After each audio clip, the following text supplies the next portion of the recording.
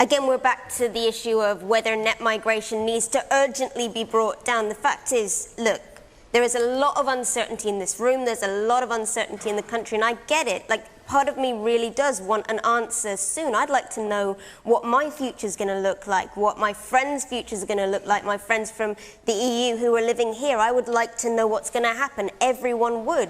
But Brexit was a giant, giant shock. Almost nobody in government was really expecting it, and there was no plan beforehand. The people on the Brexit side really were not honest with the British people about what we were going to get.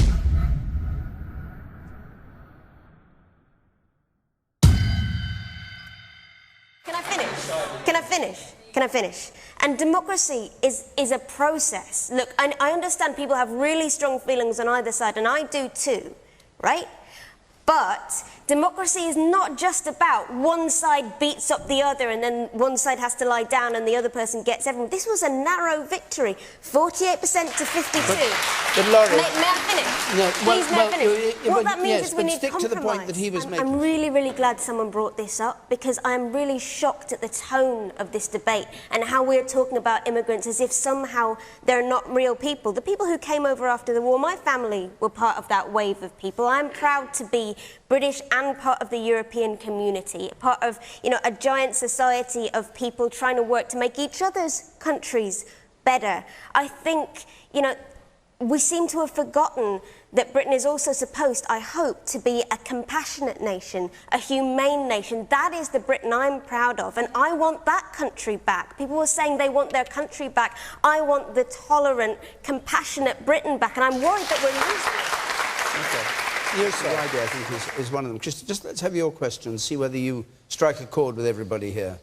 We knew what we voted for in leaving the EU. Why are Remainers making out constantly that we are uneducated people that didn't understand Brexit and what we were doing?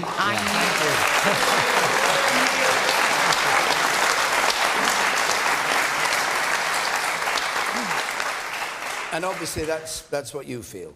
Yes. You feel it. Do you feel it of Ruth Davidson? I actually felt it. No, I don't actually. Thank you. I felt it more from Tim Farron last week. Yeah. Actually, I was sort of shouting at the TV.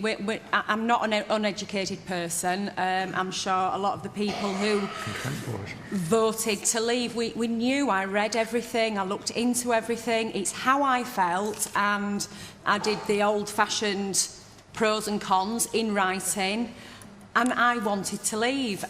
But people now are making out as if we're uneducated, as if we don't know what we were doing. And I just think they need to stop doing that. Anybody else who feels that, incidentally, throwing things at the television or shouting at it is an occupational hazard of watching Question Time.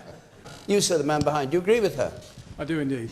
Can I take exception, firstly, in the implication from Laurie that it was a close-run thing? Had it been a general election, it would have been called a landslide. So can we put that one to bed?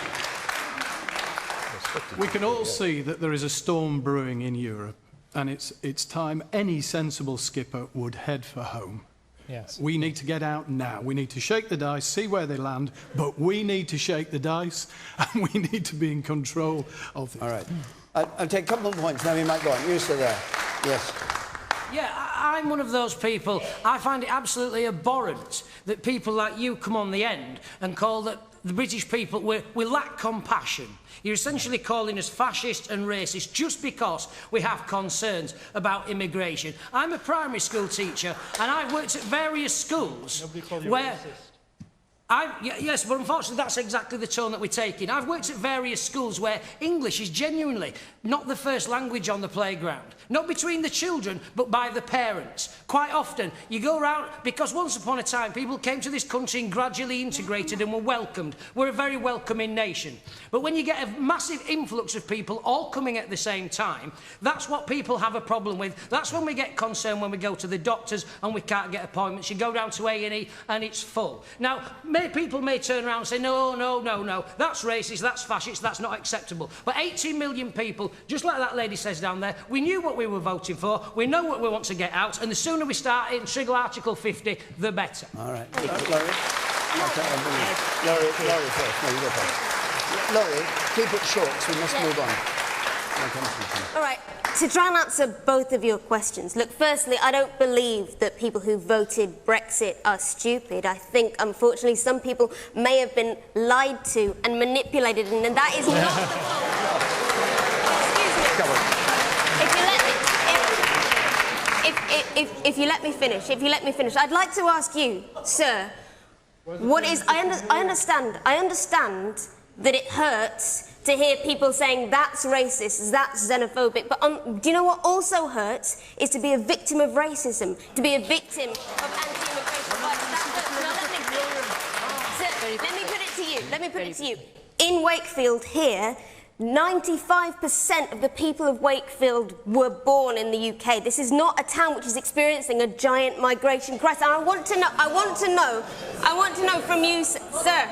I'd like to know what it is about listening to people speak a different language in the playground that makes you uncomfortable, and how you think that connects to the fact that you can't get a doctor's appointment because the NHS is a funding crisis. All right. There's nothing to do with that. All right, Laurie, you've made your point. Let him answer, and I'll come to you, and then I'll come to you, Tim. Yes. OK, the main problem, to be honest with you, there's various different accents, there's various different languages that we hear. But what you do find is that it fires up different parents, and all of a sudden the parents are complaining, and then the children, who weren't aware really of where different children came from, all of a sudden are becoming quite divisive, because the parents are becoming...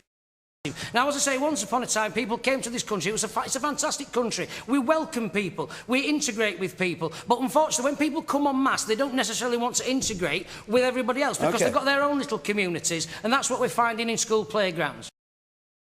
All right, welcome to Young Turks live coverage at the DNC. Okay, I don't want to be too loud. All right. Yep. Okay. Yeah. Oh, okay. Yep. That's okay, and it was a great article. Is that right? Yep. Yep. Yeah. Right. But yes. Yep. Oh, yeah. Right? Yep. Of course it was. Yeah. Of course it was. Yeah, exactly. Exactly. King of the Trolls. King of the Trolls. Oh, yeah. King of the Trolls! King of the Trolls! But winter is coming. Yes, but winter is coming. Yep. Right? Yep. You see what I'm saying? Yeah, I do. You know, yep. Yeah. That's exactly right. And that gets me to what I mentioned earlier. Yep. So, right? Okay. Oh, yeah. Yeah. Right. Right? Yeah. It's not just the substance that we just talked about. The details of their indifference are interesting. And honestly, your writing was fantastic. Thank you very much. So thank you for joining us, Thanks Laurie. for Really having me appreciate on the it. show. Yes. Is precisely the fact that nobody seems to know. It's gold for a columnist. It's gold for any hack. And you've seen 4 people on this panel are probably going to give completely different answers. Anybody you ask in this audience is going to give a different answer. If you ask David Cameron, it's about tolerance and fairness and inviting French people in to take advantage of our lenient tax system. If you ask a pupil at Wellington College, growing up in these lovely surroundings, they'll tell you probably about the excellent teaching here, but they will also tell you about grime and dubstep and whatever it is they're listening to. If you ask me, and I've actually recently been living in America for a while, so I get asked this question quite a lot, and I bring up things like the taste of fish and chips on Brighton Beach and Doctor Who and drinking tea. That's what it is for me. If you ask somebody like my colleague Professor Starkey, it's playing xenophobia and racial prejudice for laughs. And if you ask people who organise conferences like this, it's sitting by politely whilst people play racial prejudice and xenophobia for laughs and pretending that this is an acceptable part of contemporary debate. We're setting up a false dichotomy here between Britishness and Englishness. They're not at all. There's an absolute dichotomy. The two are completely different. There is a historic English identity which goes way back before the concept of Britain. Also, this notion of England, or indeed Britain, as uniquely a nation of immigrants is preposterous. That every European country is a blend. Of course it is. There are 2 great differences. I believe you have a house in America, Mr. Starkey. I have a house in America. I was wondering, where are you domiciled for tax purposes? I am domiciled here, and I pay full taxes. And can I just say, as you have chosen to be personal and invidious, let me share a little story with you. One of the great things that is essential to Britishness is a sense of public duty, that you do things for nothing. with organisations that can't pay. Ms. Penny, who has been advertising these great left-wing virtues, and I were due to debate for a very impoverished little society called the Thomas Paine Society on the virtues of a republic on the one hand and a monarchy on the other. I was prepared to do it for free. She insisted on trying to charge such a large fee that the event had to be cancelled. Now, I think that is as mean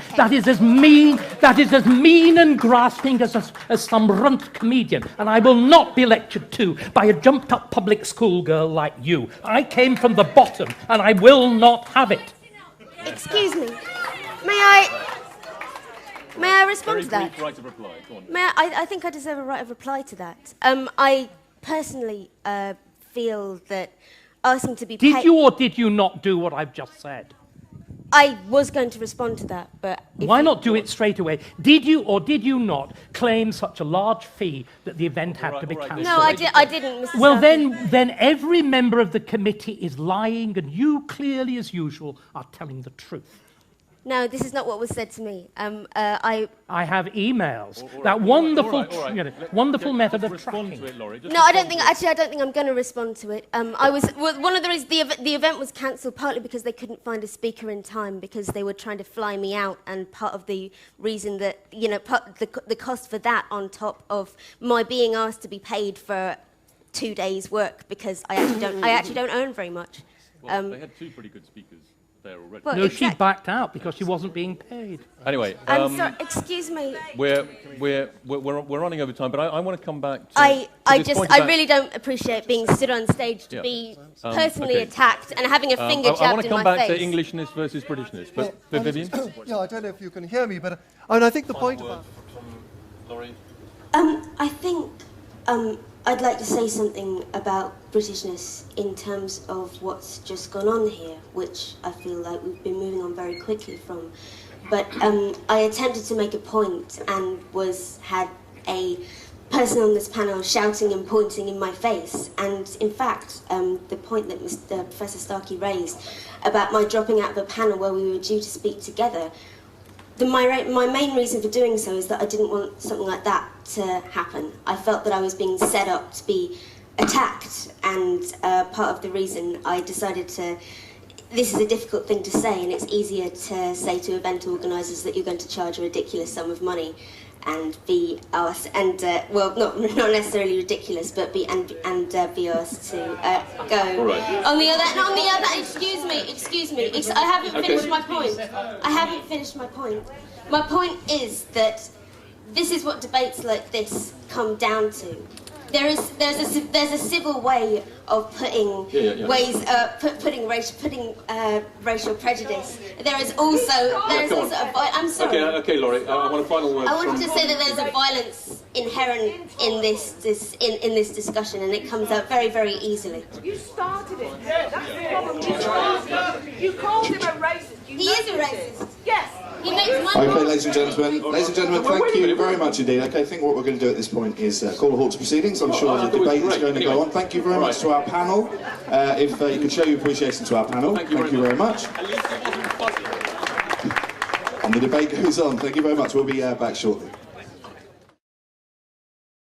I think it's very funny, isn't it, that we're suddenly so interested in what young people think and what young people have to say. Young people have been squeezed hardest, and poor people have been squeezed hardest over the past 3 years of this coalition government. And in the 5 years since the crash, young people have had a lot of opinions about education, about the tripling of university fees, about the removal of the... But when people... came out onto the streets and answered opinion polls in their thousands saying that they were against those changes, people didn't pay attention to them. That's all very well, but on this occasion they're supporting George Osborne. Well, not necessarily. They are. I'll tell you what, let's look at this. I'm going to show you a graph now, and it'll show you what opinion has done on the question of this. The question put, if welfare benefits weren't so generous, people would learn to stand on their own feet. The number of people agreeing is the blue line, and it soars in recent years. And previous recessions, it hasn't. I can see the graph.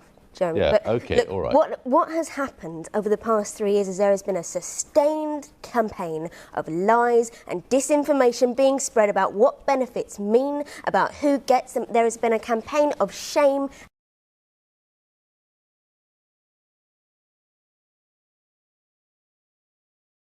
and alienation against young people and working people in this country, and it is no surprise and they're too that people... stupid to see through it, I'm are not they? saying that people are too stupid, I'm saying that this government is much better at PR than it is at fixing the economy. Why should they feel that the welfare state has anything to give them? People who are our age and younger have grown up believing that society has no stake in them, has nothing to offer them, and so it's no surprise that people are feeling that welfare is not what people should be relying on. Welfare has been madly insufficient for years. If you've ever lived, I'm not sure. Why aren't they asking for more of it then? People have been asking for more of it for a long time. People aren't given receipt. The graph shows precisely the reverse of that. Government calls standing on your own 2 feet. Other people might call abandonment, and I think that's what has happened to young people and poor people in this country. Again, that doesn't explain why there's such support for the idea of cutting benefits. Shame. Shame explains it, Jeremy. There has been a campaign of shame.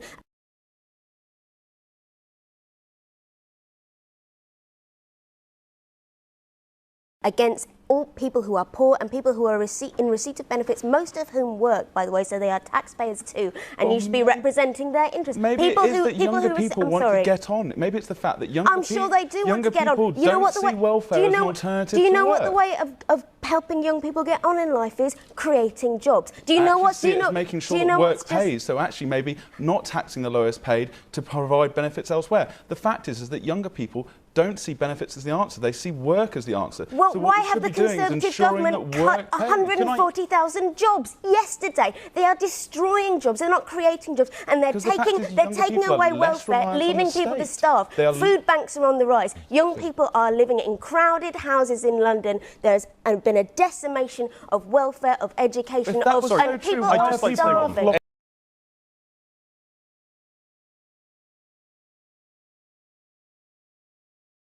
They want to get on, but to do that, the government needs to get out of the way because people don't see the state as having the answer And how anymore. is getting out of the way going to solve things for the million young people who are out of work right now, not knowing what their future is going to hold, living incredibly insecure, miserable lives? How is making work pay going to help that? Because what you call making work pay, most people who are sensible call just cutting benefits more. That's what it is. It's not about cutting benefits. It's Yes, about it is. actually What is enabling the making economy work to grow. The fact that rather than burdening family budgets, burdening businesses who are out there taking on young people, ensuring that taxes aren't actually destroying that economic growth. But that's the policy that you keep arguing. The economy's doing really well right now, yeah, isn't because it? we front-loaded the tax rises.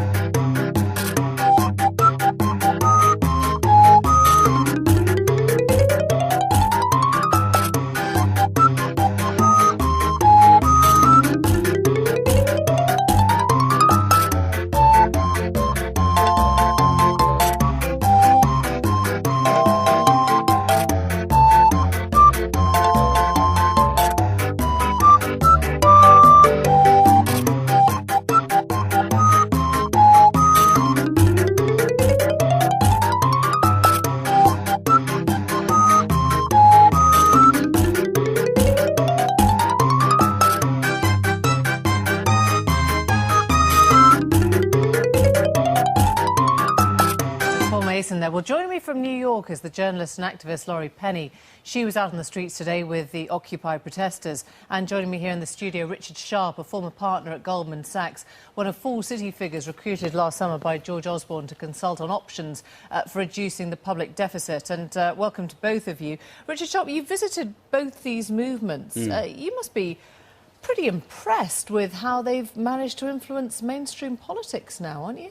Well, I was actually disappointed with the demonstrations themselves in some way, because there is a generation which does have to care deeply about their future, which has been damaged by the activities of the last 15 years of governments and commerce, and left a legacy of debt and problems that they're experiencing in seeking employment and facing a future where they will have to repay the debts associated with expenditure for which they got no benefit. So what are you saying? They're doing the right thing by protesting, surely? Well, I thought the demonstrations, certainly in New York, was for my mind, at that time, this is only 10 days ago, was chaotic and flaccid.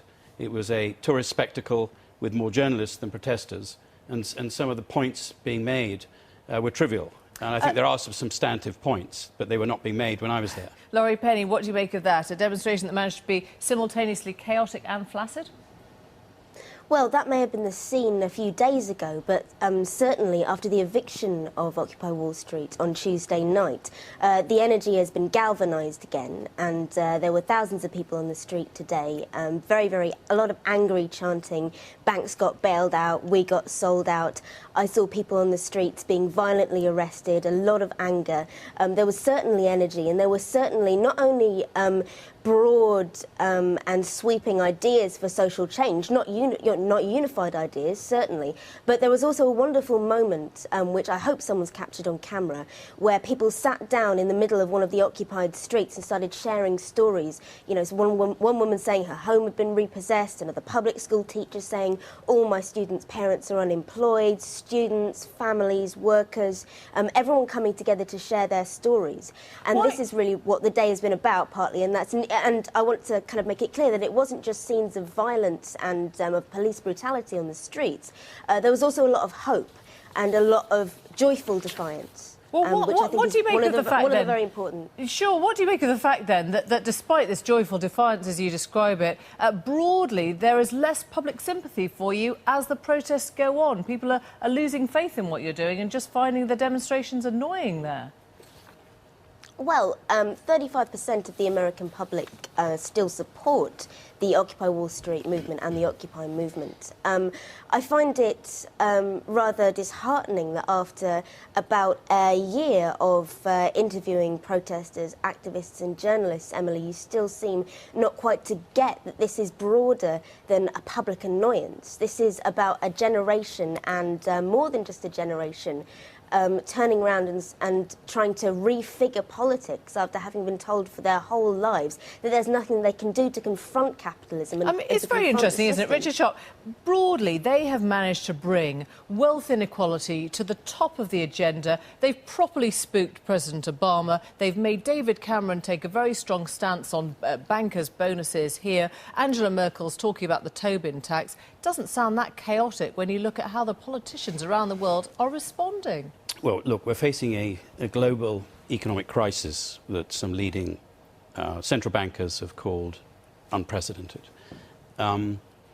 What is remarkable is that you have these tiny pockets of people where it hasn't gathered more momentum, given some of the real deprivation associated with unemployment as a result of the economic crisis. What do you think they should be doing then? Well, what would you want to see them doing? I think the issue is they have multiple problems. First of all, the leadership is distributed and not apparent at all. They've damaged their cause by making the cleaning up of the park and the behaviour that's taken place a bigger story than their objectives. What they've talked about is what they're against and not what they're for. OK, let's put that one to Laurie Penny then. What would you actually like to see changed in terms of concrete policies? What are you for?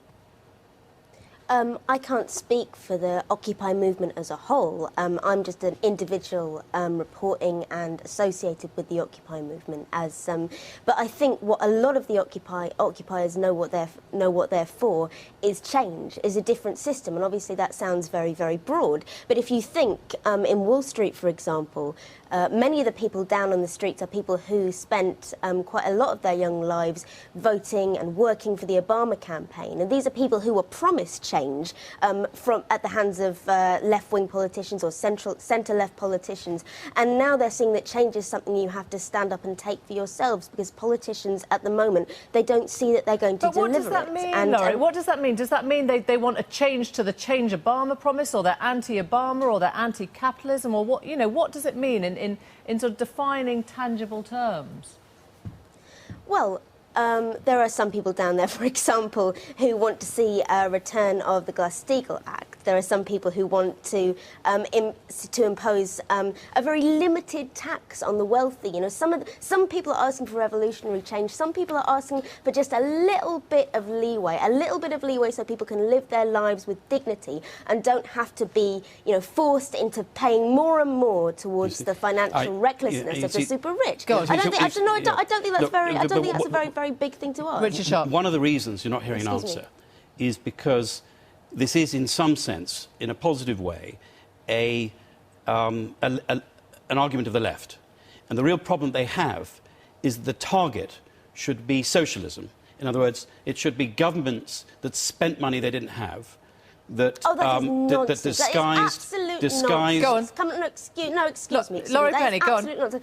We have a massive deficits across the world because of a financial crisis that occurred 3 years ago and was building up for many years before that. It was not overspending. We don't have debt because of the public sector. We don't have debt because we spent too much on public services. We have debt because the super rich and the banks were allowed to run Richard Sharp, with public money that didn't really exist. It's a little bit rich, isn't it, to hear a banker trying to blame other people for the crisis that we're in? Well, Laurie, and Emily, for that matter, the debts of government are government debts. Now, what we're talking about is politicians, in seeking popularity, spending money that they didn't... Part of that debt is bailing out the banks during the crisis. May I finish? Spending money they didn't have and having false accounting themselves. OK, let's just hear from Richard. Sorry, Laurie, let's just hear Richard's point. We've seen that right across Europe, that the scale of the debt that the governments incurred in order to buy their popularity did two things. First of all, it created a stock of debt the governments have to repay, which they're worried they can't. Secondly, and this is most important, what it did, it damaged the private sector at a time where we have global competition. Germany has no problem right now. OK, but Germany has full employment. You said they bought the popularity. That was what their debt was spent on. The debt was spent, surely, partly on saving the financial sector from complete collapse in the Lehman years. There's no question that that is part of the debt, but that is not the structural deficit, and nor is that associated with the waste of the last government. What you had today is you had an irresponsible politician who was responsible for the debt, Ed Miliband, talking about the need for responsible capitalism. The fact is politicians throughout Europe have to face up to their lack of responsibility in the debts that they incurred and the money they wasted. Laurie Penny, last word to you. This is complete nonsense. You're talking in a local context about a financial crisis that is global. I can't believe that a former banker is sitting here telling me that this is, you know, this peddling out this Tory line, that this is the Labour government's last... I mean, I'm no fan of the last Labour government. This country. But the idea that we overspent our way in... Last word. Go on, Penny, just finish your sentence. This is no way to talk about a financial crisis. The banks are kidding themselves if they think that we are fooled. OK, thank you both very much indeed. Thanks for coming in as well. Paul Mason there. Well, joining me from New York is the journalist and activist Laurie Penny. She was out on the streets today with the Occupy protesters. And joining me here in the studio, Richard Sharp, a former partner at Goldman Sachs, one of 4 city figures recruited last summer by George Osborne to consult on options. I'm joined now by the feminist columnist at the New Statesman, Laurie Penny, who has received abuse on Twitter herself, and by Luke Gutos, who practices criminal law and writes for Spiked magazine. Laurie Penny, are you taking this too seriously, or it is too serious? I think that quite a lot of people who are saying this is all too serious have no idea of the scale of misogyny on the internet. What's happened to you? Personally, I have received rape threats and death threats, but I also receive emails. It's not just on Twitter. There have been dedicated hate sites about people, fantasies about how they'd like to rape me and beat me up. And this is just an occupational hazard of being a woman in the public eye. I wrote a few years ago that having an opinion is now apparently the miniskirt of the internet. You know, you have an opinion as a woman on the internet and suddenly you're asking for it. You're asking for this kind of harassment and abuse. And it's not about freedom of speech so much as it is about silencing. The law should be protecting her. Well, there is a clear line between legitimate debate and where the law steps in. Well, she's not describing that, is she? Well, let's start at the beginning. There is no question that when direct threats of rape and violence are involved, the police can intervene. They have intervened in these cases. So it's not those kind of cases we're talking about. Trolling refers to an enormous range of online speech, not just the kind of thing that Laurie's talking about. It also refers to basically anything which is targeted to get an angry reaction from someone.